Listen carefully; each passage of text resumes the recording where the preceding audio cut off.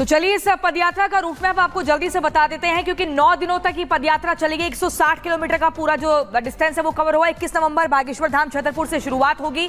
वहीं उसके बाद आपको बता दें 22 नवंबर कादरी फार्मेसी कॉलेज छतरपुर पहुंचेगी पदयात्रा। 9 दिनों तक लगातार निरंतर चलती रहेगी। 23 नवंबर को नौगांव शांति कॉलेज छतरपुर पहुंचेगी और उसके बाद 24 नवंबर की अगर बात करें तो देवरी स्टेट हाउस मध्य प्रदेश ये पदयात्रा पहुंचेगी। लगातार निरंतर आपको बता दें छतरपुर से शुरू होकर आगे चलती रहेगी। मऊरानीपुर उत्तर प्रदेश 25 नवंबर में पहुंचेगी और वहीं 26 नवंबर शारदा महाविद्यालय घोघसी में ये पदयात्रा पहुंचेगी, जिसमें कई लोगों के जुटने की उम्मीद व्यक्त की जा रही है। 27 नवंबर को निवाड़ी मध्य प्रदेश में पदयात्रा पहुंचेगी और आपको बता दें इसमें विदेश से भी लोग आएंगे। ओरछा तिराहा मध्य प्रदेश 28 नवंबर को पदयात्रा पहुंचेगी और आखिरी दिन होगा 29 नवंबर का ओरछा धाम मध्य प्रदेश, यानी कि ओरछा पर ही पदयात्रा समाप्त हो जाएगी। 9 दिनों तक चलने वाली 160 किलोमीटर की पदयात्रा। और पदयात्रा किन किन रूट से निकलने वाली है ये जानकारी ग्राफिक्स के माध्यम से हमने आपको दी। अब काजल हमारे साथ बनी हुई है। काजल, देखिए 9 दिनों तक ये यात्रा चलने वाली है। जिन जिन रूट से ये यात्रा गुजरेगी वहां पर किस तरीके से इंतजाम किए गए हैं, क्या तैयारियां नजर आ रही है?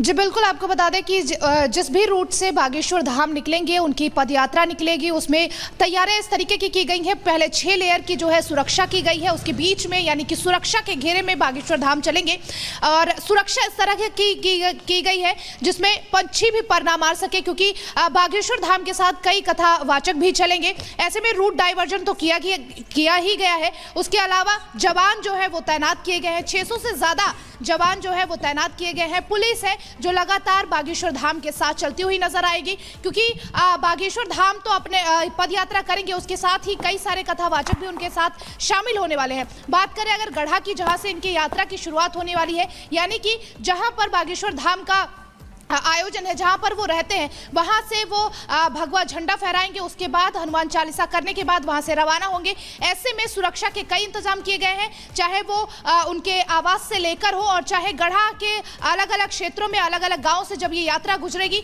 वहां पे सबसे पहले रूट डाइवर्जन किया जाएगा और उसके बाद सुरक्षा के कड़े इंतजाम किए जाएंगे। उसके बाद उस रूट से जो है वो बागेश्वर धाम गुजरते हुए नजर आएंगे, क्योंकि ये पैदल यात्रा है। ऐसे में सुरक्षा को लेकर कड़े इंतजाम किए गए। काजल, आप नजर बना के रखें, तमाम अपडेट्स आपसे लेते रहेंगे। फिलहाल के लिए बहुत शुक्रिया। आगे बढ़ते हैं, अब बात कर लेते हैं, क्योंकि आज एक अहम बैठक होने वाली है। धर्म संसद बुलाई गई है और ये धर्म संसद बुलाई गई है वृंदावन में। जी हाँ, श्री कृष्ण न्याय समिति की तरफ से आज ये धर्म संसद की बैठक होगी, जिसमें कई अहम मुद्दों पर और बड़े मुद्दों पर चर्चा होने वाली है। जिसमें एक बड़ा मुद्दा है श्री कृष्ण जन्मभूमि का, जिसमें विस्तार से चर्चा होने वाली है। रणनीति तैयार की जाएगी कि अब इसमें यानी कि इस मामले में आगे किस तरीके से कदम उठाया जाए। इसके अलावा भी कई और अहम मुद्दे होने वाले हैं। अब वो क्या अहम मुद्दे होंगे और क्या और ऐसी चर्चाएं हैं जो इस धर्म संसद में विस्तार से बातचीत होने वाली है, रिपोर्ट के जरिए आपको विस्तार से बताते हैं।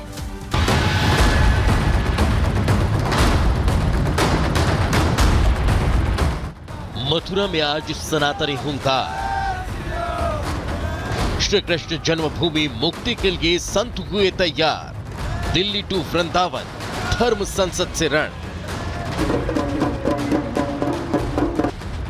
दिल्ली में बीते 5 दिन पहले ही धर्म संसद का आयोजन किया गया था, जिसमें देश के लाखों सनातनी ने भाग लिया। राजधानी दिल्ली में आयोजित इस धर्म संसद में तमाम शंकराचार्यों के अलावा देश के कोने कोने से साधु संत पहुंचे। इस धर्म संसद में सभी सनातनियों ने एकजुट होने का संकल्प लिया। लाखों सनातनियों के हुंकार की धमक देश के कोने कोने में सुनाई दी और आज उसी कड़ी में एक बार फिर वृंदावन में धर्म संसद का आयोजन किया गया। यह धर्म संसद वृंदावन के श्री कृष्ण जन्मभूमि संघर्ष न्यास समिति ने बुलाई है। श्री कृष्ण जन्मभूमि संघर्ष न्यास समिति के मुताबिक श्री कृष्णा शारदा ट्रस्ट सभागार में बुलाई गई विराट धर्म संसद में आने वाले साधु संत कई मांगों पर आखिरी फैसला लेने वाले हैं, जिसमें पहला श्री कृष्ण जन्मभूमि मंदिर परिसर से अवैध निर्माण को हटाना है। दूसरा, हाईकोर्ट में श्री कृष्ण जन्मभूमि से संबंधित मामले की लड़ाई की दिशा तय करना है। तीसरा, गौ माता को राष्ट्रीय माता घोषित करने की मांग रखना है। और चौथा, ब्रज के पौराणिक विकास का मार्ग प्रशस्त करने पर आखिरी मुहर लगाना है। श्री कृष्ण जन्मभूमि संघर्ष न्यास समिति के मुताबिक वृंदावन में आयोजित की गई इस धर्म संसद में देश विदेश के करीब 1000 से अधिक साधु संत इकट्ठा होंगे, जिनमें 200 महामंडलेश्वर, धर्माचार्य और हजारों सनातनी भी शामिल हैं। खास बात यह है कि इस धर्म संसद की अगुवाई कृष्ण जन्मभूमि केस के मुख्य पक्षकार दिनेश शर्मा करेंगे। आपको बता दें, मथुरा में श्री कृष्ण जन्मभूमि को मुक्त कराने को लेकर लड़ाई कोर्ट में है। कोर्ट में श्री कृष्ण जन्मभूमि और शाही ईदगाह को लेकर बहस हो रही है।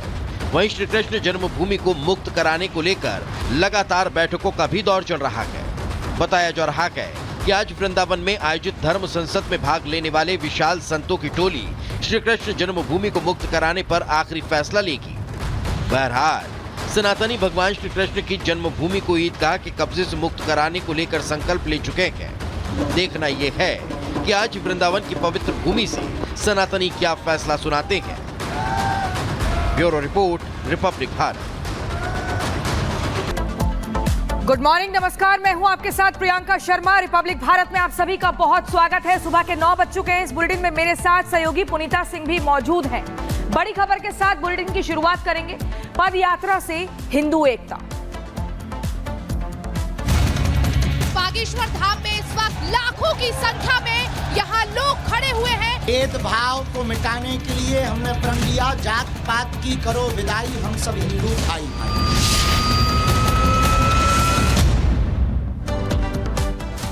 और बड़ी खबर आपको बता दें, पंडित धीरेन्द्र शास्त्री की एक पद यात्रा की शुरुआत होने जा रही है। 29 नवंबर से इस यात्रा की शुरुआत होगी। आपको बता दें, हिंदू एकता यानी कि सनातन एकता के लिए इस पद यात्रा की शुरुआत की जा रही है। बागेश्वर बाबा ने शुरू की सनातन हिंदू एकता पद यात्रा।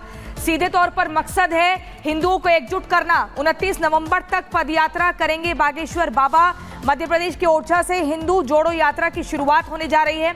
छतरपुर में बागेश्वर धाम से ओरछा तक यात्रा होगी। मध्य प्रदेश के छतरपुर में बागेश्वर के हजारों समर्थक जुट चुके हैं और ऐसे में ये पूरी जो यात्रा है इसका ये पहला चरण है। पंडित धीरेन्द्र शास्त्री पहले भी कह चुके हैं कि इसके बाद भी अलग अलग राज्यों से ऐसे ही यात्रा चलती रहेगी। यात्रा यहाँ शुरू होकर समाप्त नहीं होगी, बल्कि निरंतर इस यात्रा को वो चलाते रहेंगे, आह्वान करते रहेंगे। बड़ी खबर आपको बता रहे हैं, बागेश्वर बाबा ने शुरू कर दी है सनातन हिंदू एकता पद यात्रा।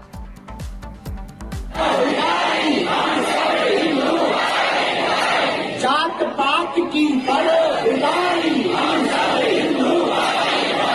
हम सब हिंदू, हम सब हिंदू, हम सब हिंदू।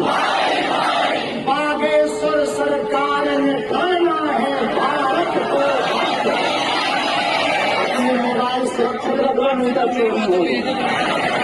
कल काम आएंगे 10 बजे हम यही हनुमान चालीसा पढ़ने के लिए मिलेंगे।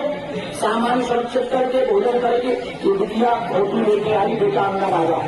हम अभी मीडिया वालों से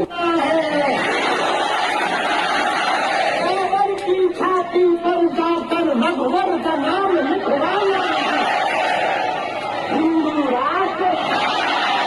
हम मुस्कुराते रहो, हंसते रहो, ध्यान रखियो, सुबह जल्दी भोजन कर लियो, तिलक लगा लियो, चप्पल जूता पहन लियो, सामान ले लियो, बसें आगे लग जाए, सामान उनमें रख दीजिए।